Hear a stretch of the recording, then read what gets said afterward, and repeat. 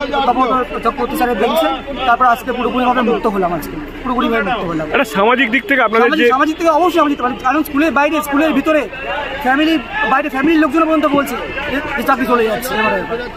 মানে যেহেতু কয়েক মাস আগে যেহেতু 26,000 চাকরি বাতিল হয়েছে, ওই চাকরি বাতিলকে আমাদের সাথে রিলেট করে আমাদেরটা বাতিল করতে চেয়েছিল রাজনৈতিকভাবে, কিন্তু তারা পারিনি। আজকে সেভাবে আজকে পারিনি। আজকে পুরোপুরিভাবে আমরা মুক্তি হয়েছে, মানে পুরোপুরিভাবে। কোনো জায়গায় কি রাজনৈতিক শিকার হয়েছে? একদমই 12ই মে 2023 আমরা পুরোপুরিভাবে রাজনৈতিক শিকার হয়েছে, পুরোপুরিভাবে রাজনৈতিক বলি হয়েছে। তারপর থেকে আমরা মাঠ ছাড়িনি, মাঠ কিন্তু আমরা ছাড়িনি,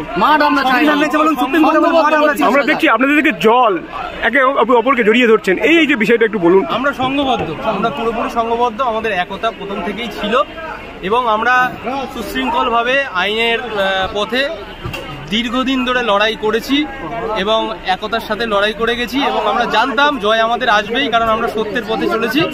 আমরা সৎভাবে পড়াশুনো করে পরিশ্রম করে চাকরি পেয়েছিলাম। হঠাৎ 12ই মে বিকালে আমরা জানতে পারলাম যে আমাদের চাকরি চলে গেছে। তারপর আমরা সংঘবদ্ধভাবে দীর্ঘদিন লড়াই লড়েছি, আইনের পথে লড়াই লড়েছি। প্রচুর হিয়ারিং হয়েছে, আমাদের আইনজীবীরা তাদের কাছে ব্রিফিং করেছি, তারা সুন্দরভাবে পরিবেশন করেছেন সমস্ত তথ্য প্রমাণ দিয়ে এবং তাতে প্রমাণ হয়েছে যে আমরা সত্যের পথে ছিলাম। আজ আমাদের সত্যি সাপ মুক্তির দিন, সাপ মুক্তির দিন, সাপ মুক্তির দিন।